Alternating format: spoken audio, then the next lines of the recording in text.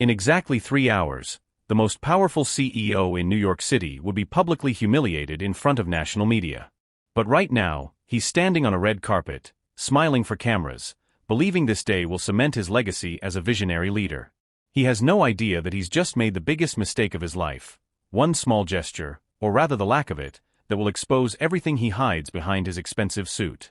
Stories like this remind us that power without humility always collapses.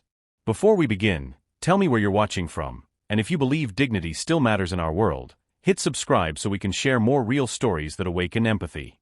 The ballroom of SilverLine Tech's grand opening glimmered like a cathedral of ambition. Every chandelier sparkled, every smile rehearsed. Richard Cole, 45, charismatic, sharp-featured, and used to being adored, adjusted his cufflinks as reporters shouted his name. His company had risen from a tiny startup to a billion-dollar empire, and today was his victory lap. He didn't just crave success, he craved validation. Every handshake felt like proof that he mattered. And then came David Miller. The crowd parted slightly as a man approached the CEO with quiet confidence. Tall, dark-skinned, wearing a plain gray suit that contrasted sharply against the designer tuxedos around him. His posture radiated calm dignity, not arrogance, just the presence of someone at peace with himself.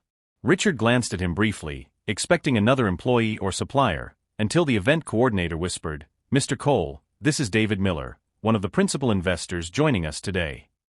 There was a pause. David extended his hand, steady, respectful, a small smile on his lips. But Richard's expression faltered. His hand froze mid-air, then slowly retreated into his pocket. He nodded instead. The silence in the room was instant, heavy. Flashbulbs captured it. Cameras didn't lie. David lowered his hand with quiet grace. "It's an honor to meet you, Mr. Cole. I've been following your work for years." Richard forced a chuckle. Of course. Nice of you to stop by." Around them, murmurs rippled. Assistants looked away. No one said a word. Yet behind David's calm eyes, there was no anger, only deep disappointment, the kind that doesn't need words. Have you ever witnessed someone's true character reveal itself in silence? Drop your comment if you've ever been judged by how you look, because what's about to happen next will show you why dignity always wins. The next morning, headlines spread like wildfire. CEO snubs Black investor during launch event. The photo, one frame frozen in time, showed Richard smiling awkwardly while David's unshaken hand hung midair. Inside SilverLine's headquarters, whispers traveled faster than emails. Assistants avoided eye contact, and the PR team scrambled to spin the story. Richard dismissed it all with a laugh. "The internet loves drama," he said, waving a dismissive hand. "I didn't even realize who the man was. People exaggerate everything." But deep down, something in him twitched, a quiet unease he refused to name. Meanwhile, David Miller went about his day, calm as always. He attended meetings, shook hands with employees, and spoke to the press not about the snub, but about leadership, inclusion, and vision. He never mentioned Richard's name, not once. That silence spoke louder than outrage ever could. Later that week, the two men met again, this time at a public tech conference. Cameras rolled as Richard took the stage, presenting his company's new AI platform. Halfway through his speech, he spotted David sitting in the front row beside several major investors, the same men Richard had been hoping to impress. Sweat gathered at his collar. During the question and answer session, David stood and asked a simple question. "Mr. Cole, as you talk about innovation and progress, how do you define equality within your company culture?" The room went still. The words were polite, but the weight behind them was unmistakable. Richard forced a grin. We value everyone equally here," he stammered, glancing nervously toward the cameras. The audience shifted uncomfortably. Everyone remembered the photo. Everyone saw his hesitation. David nodded slowly. "That's good to hear," he said quietly. "Because equality isn't something you write in policies. It's something people feel in your presence." Applause erupted, not thunderous, but steady and real. Richard's smile faltered as his own employees clapped for the man he had disrespected. Right now, what would you do? Stay silent and protect your pride, or own your mistake in front of everyone? Be honest in the comments. Because sometimes the smallest crowd can be the loudest mirror. The conference ended, But the tension didn't. For the next few days, SilverLine's boardroom felt colder than ever. Reporters kept calling, sponsors paused partnerships, and employees whispered about the moment. Richard avoided every mention of David Miller, until his assistant burst into his office one morning, pale and trembling. "Sir, you should turn on Channel 7. The live broadcast showed David Miller standing behind a podium at a major press event. The chiron beneath his name read, "David Miller, lead partner, Unity Capital Holdings." Richard's heart sank. Unity Capital wasn't just any firm, it was the firm that owned controlling interest in SilverLine Tech. David wasn't a minor investor. He was Richard's silent superior. The cameras zoomed in on David's calm, composed face as he addressed the audience. "Progress means nothing without dignity. What we build should lift people, not just profits." The applause roared. Richard's phone lit up with messages. "Did you know? This is bad. He owns part of your company."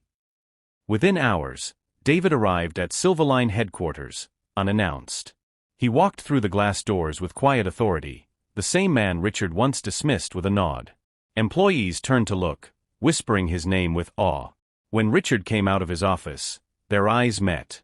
"Mr. Miller," he said awkwardly, "I didn't realize." David interrupted gently, his tone respectful yet firm. "That's exactly the problem, Mr. Cole. You didn't realize because you didn't look. You saw color before you saw character." The room went silent. Richard's jaw tightened. He wanted to speak, to defend, to explain, but there was nothing he could say. David continued, his voice steady. "We're not here to humiliate anyone. But leadership without humility destroys the very thing it builds. From this day forward, SilverLine will stand for inclusion, not image." The staff broke into quiet applause. Richard lowered his head. The world had just seen a powerful man become small, and a humble man become greater than any title. Wait. Did you see that coming? That action, it's not anger, it's realization. What do you think is going through his mind right now? Let us know below. The board meeting that followed felt like a funeral. Richard sat at the long mahogany table surrounded by his executives, every one of them avoiding his eyes. The air was heavy, the silence merciless. On the wall, a muted TV replayed the viral clip of David Miller's press conference. "SilverLine stands for inclusion, not image." Those words now echoed through every media outlet. "Mr. Cole," the chairman finally said, his tone cold. "We've reviewed the footage. Your behavior has jeopardized our reputation, our partnerships, and the company's public trust." Richard leaned forward. "I can fix this. I'll issue an apology, sponsor diversity programs, anything." The chairman interrupted. "David Miller has already begun restructuring. You're being placed on indefinite leave." It hit him harder than any public humiliation could. His name, the one he'd built into a brand, was being erased from the company he created. Outside the boardroom, employees watched quietly as Richard walked out. No one said a word. The same cameras that once followed him now turned toward David, who was calmly meeting with staff, listening to their stories, asking how they felt about leadership. Later that evening, David found Richard sitting alone in the empty lobby, staring at the SilverLine logo glowing above the reception desk. For a long time, neither spoke. The sound of rain tapping against the glass filled the silence. Finally, David broke it. "You know, I didn't come here to destroy you," he said softly. "I came here to remind you what leadership looks like." Richard's voice cracked. "You could have ruined me completely." David nodded. "Maybe. But I'd rather teach you something the world forgot, that respect doesn't require an audience." Tears welled in Richard's eyes. For the first time, his tone carried no arrogance, only gratitude. "I'm sorry," he whispered.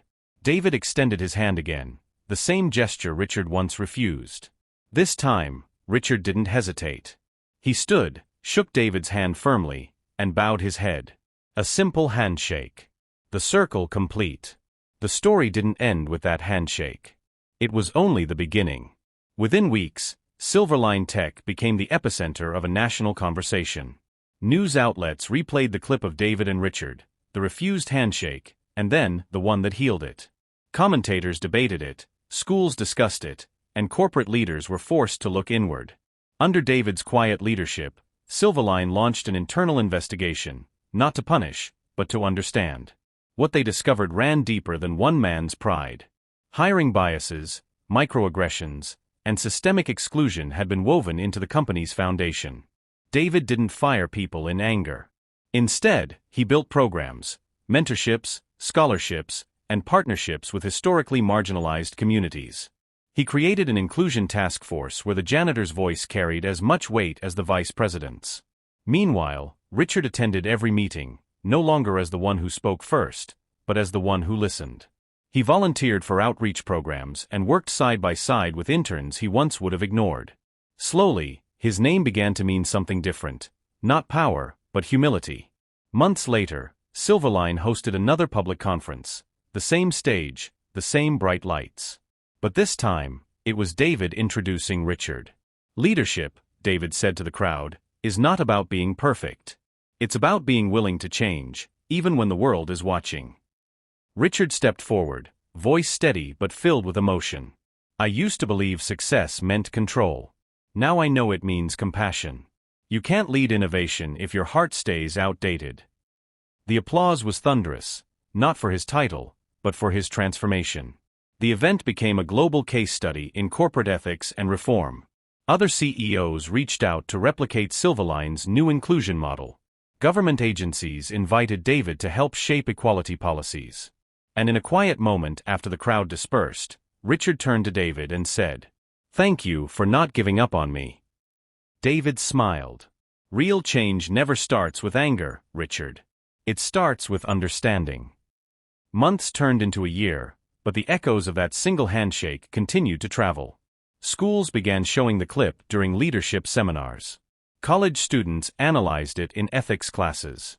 On social media, the hashtag #DignityFirst trended for weeks, a reminder that respect can rebuild what power destroys. Across the city, other CEOs called meetings, reevaluating their own workplace cultures. Diversity wasn't just a buzzword anymore, it was a mirror. And for once, everyone looked into it honestly. At SilverLine, the transformation became the company's proudest legacy. New interns walked past a mural in the lobby, a painting of two hands meeting across light and shadow. Beneath it were the words, "True leadership begins when we see each other." David continued mentoring young entrepreneurs, focusing on giving underrepresented voices access to opportunity. He visited schools, telling students, "Don't let anyone's ignorance define your worth. Dignity isn't something they can take, it's something you live." And Richard, once known for arrogance, began to travel with him. Together, they spoke at conferences, sharing their story not as victim and villain, but as proof that change is possible. In one powerful moment, Richard addressed a group of executives and said, "I lost everything I thought made me important, and that's how I found out who I really was. Don't wait until the world exposes you. Choose humility before it's forced upon you." The audience rose to their feet in silence, not for applause, but in respect. This isn't just about one handshake. It's about all the invisible ones we refuse every day, when we look past people, when we assume, when we forget our shared humanity. This is proof that even in a world divided by pride, empathy can still rewrite the story. This isn't just about Richard and David. It's about us. Because the moment we start treating others with dignity, we start changing the world. If this moved you, share it with someone who needs to see it, and let's keep the conversation alive. One moment. One hesitation. One missed handshake. It's easy to point fingers at others, but stories like this remind us that change doesn't begin in boardrooms, it begins in our hearts. Dignity isn't a favor we give someone. It's a truth we acknowledge, that every person, no matter their color, background, or status, carries the same worth. Prejudice can build walls in seconds, but kindness can tear them down in moments. David's grace didn't just save a company, it awakened a conscience. And Richard's humility showed the world that redemption isn't weakness. It's courage. So the next time you're given a chance to reach out, to connect, to see someone, take it. Because that hand you hesitate to shake might just be the one meant to change your life. If this story touched you, stand with us. Share it, speak out, and subscribe to this channel, because together, we'll keep telling stories that remind the world what humanity looks like.